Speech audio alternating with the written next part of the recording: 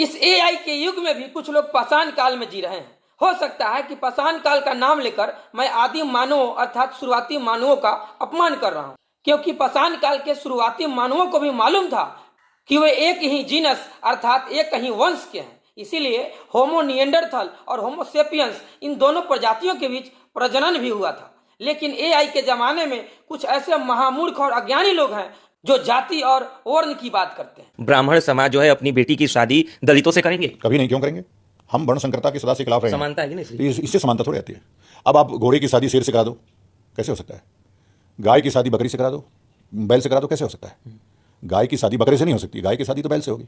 वैसे ही है, यह जो वर्ण व्यवस्था इसीलिए बनती है। चलिए आप बेटी रोटी न करें, यह आपकी पसंद है, लेकिन आपने जो यह कहा कि घोड़े की शादी शेर से करा दो, गाय की शादी बकरी से करा दो, यह कैसे संभव है? बिल्कुल संभव नहीं है। मैं भी आपकी इस बात से सहमत हूं, क्योंकि अलग अलग प्रजातियों के बीच प्रजनन नहीं हो सकता है। घोड़ा और शेर दोनों अलग अलग प्रजाति है, इनका जीनस अर्थात वंश भी अलग अलग है, इसीलिए इनके बीच प्रजनन कभी नहीं कराया जा सकता है। इसी तरह गाय और बकरी भी आपसी मिलन से संतान उत्पन्न नहीं कर सकते, क्योंकि दोनों का वंश अलग अलग है।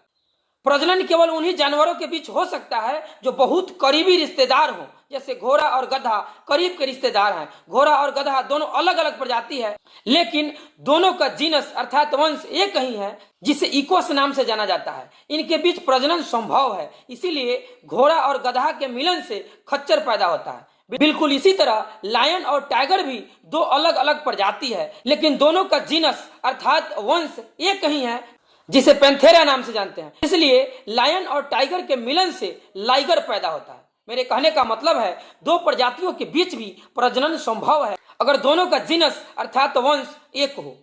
वर्तमान समय में मानवों की एक ही प्रजाति है, जिसे सेपियंस कहते हैं, तो इनके बीच प्रजनन क्यों नहीं होगा? चलो मान लिया आप ब्राह्मण है मतलब शेर है और बाकी गैर ब्राह्मण घोड़े हैं।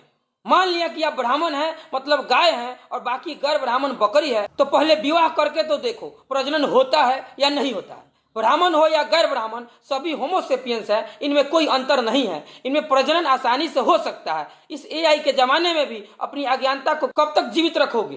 धर्म के रास्ते पर चलो, जो सत्य है उसे स्वीकार करो। विज्ञान के सामने किसी भी चीज की बेईमानी नहीं चलेगी। जय भीम।